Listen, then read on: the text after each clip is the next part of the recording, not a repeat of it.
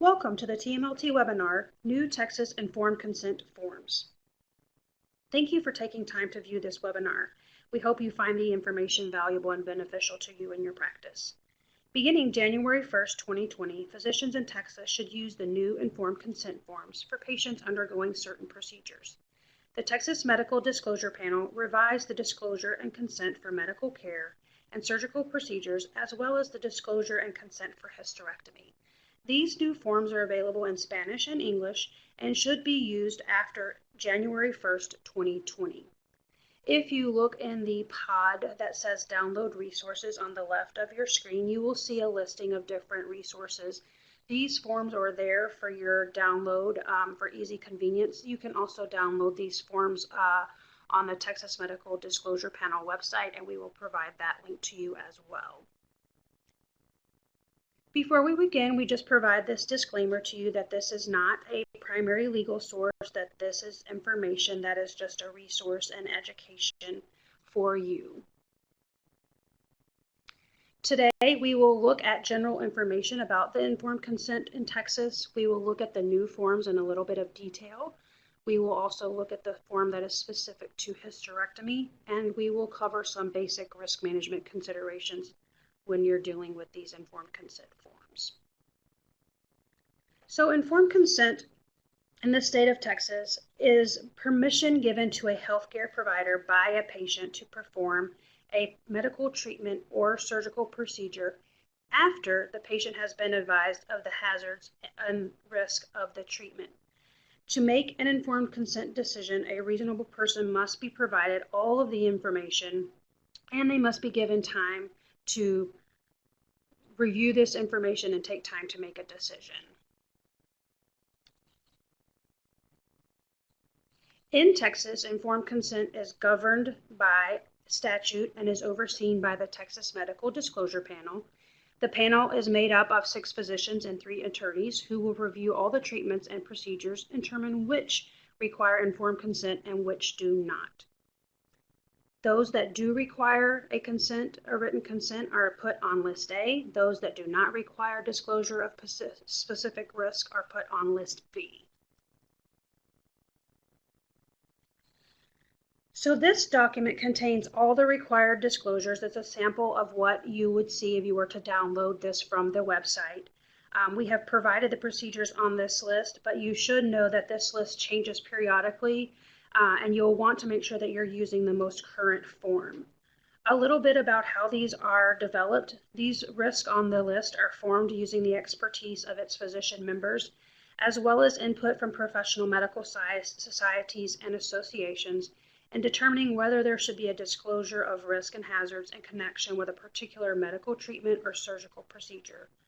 Additions or changes to either List A or B that are being proposed by the panel are published in draft form in the Texas Register, and anyone may provide comments to the panel on the proposed addition or change during the 30 days following publication of the proposal.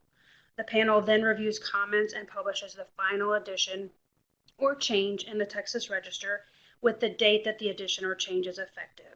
Again, the takeaway here is check periodically on the Texas Medical Disclosure Panel to ensure that you're using the most current forms as they do change at time. So the basic concept and origin of informed consent is that it is not mere permission to perform a medical procedure, and it's not just a legal document. Informed consent is the process of the physician who will be performing the procedure of explaining the risks and benefits of the procedure to the patient, allowing them time to ask questions, and helping the patient understand what is planned for their individual medical condition.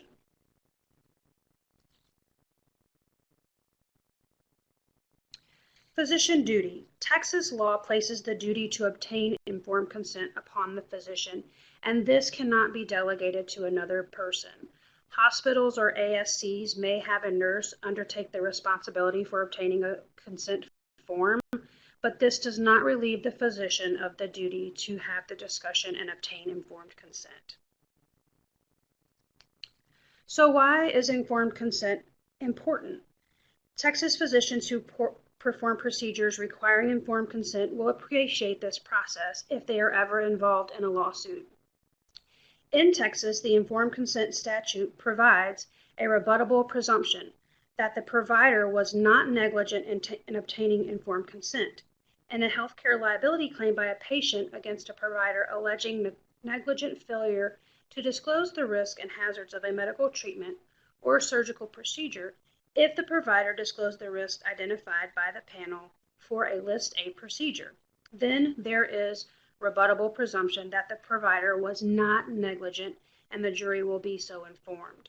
The patient then must present evidence to overcome the presumption that the provider fulfilled his or her duty to disclose risks and hazards to recover on the claim. This defense is very important to Texas physicians.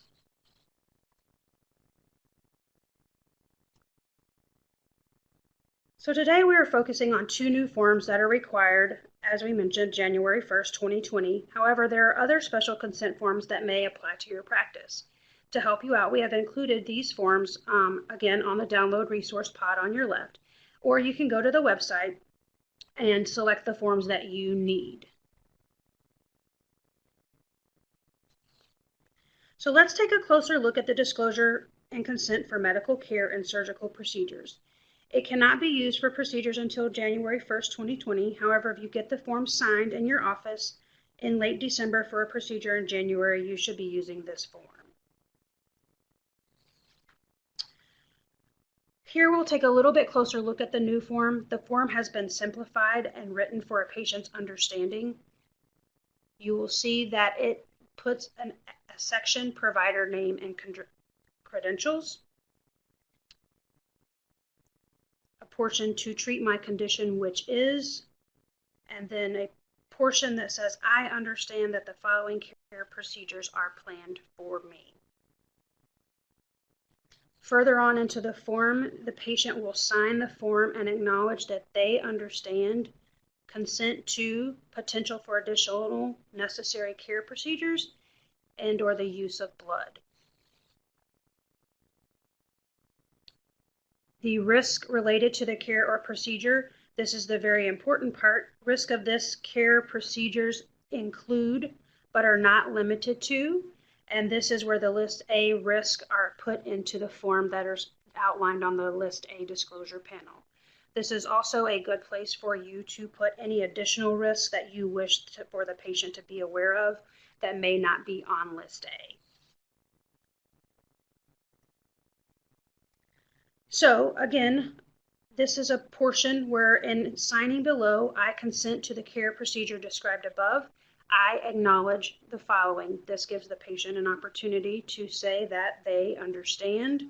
They've been given an opportunity to ask questions. They believe they have enough information to make informed consent.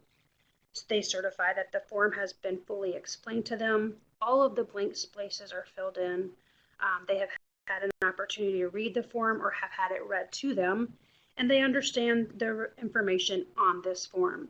If any of those statements are not true for you, please talk to your physician healthcare provider before continuing. Again, this just gives the patient an opportunity to consent that they understand, have had an opportunity to ask questions, and be able to make an informed decision. If you are the witness to a patient signing a consent, it is simply that you witnessed them signing. You are not making a statement that the patient understands the risk of the procedure. So disclosure and consent for hysterectomy. Texas has a special form, which you can see here. The form starts with 2 notices. The first is refusal to consent to a hysterectomy will not result in withdrawing or withholding of any benefits provided. And secondly, that you have the right to seek consultation from a second physician before deciding whether or not to consent. The description of medical care and surgical procedures is here, and just as with the other List A form that we reviewed, that gives the patient an opportunity to say, I voluntarily request my physician name and credentials. I understand the care being planned for me. I understand that the hysterectomy is removal of the uterus through an incision in the lower abdomen or vagina. And I understand that the hysterectomy is permanent and not reversible, I understand that I will not be able to become pregnant or bear children.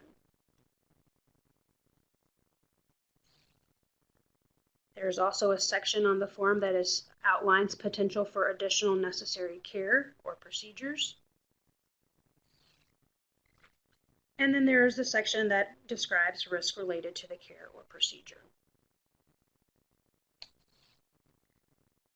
Specific risks are listed for the type of hysterectomy and instrumentation used, so you will need to know what is planned in advance, and this portion of the form outlines those different options that need to be addressed.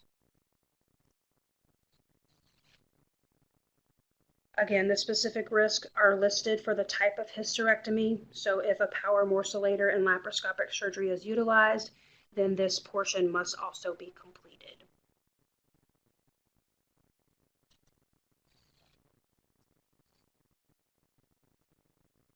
Again, this form stresses the importance of the patient understanding before granting consent, including the name of the person providing and explaining the consent form. This part is a little bit different from the surgical procedure consent form, but it is interesting to note that it does have the person providing and explaining consent sign the form here.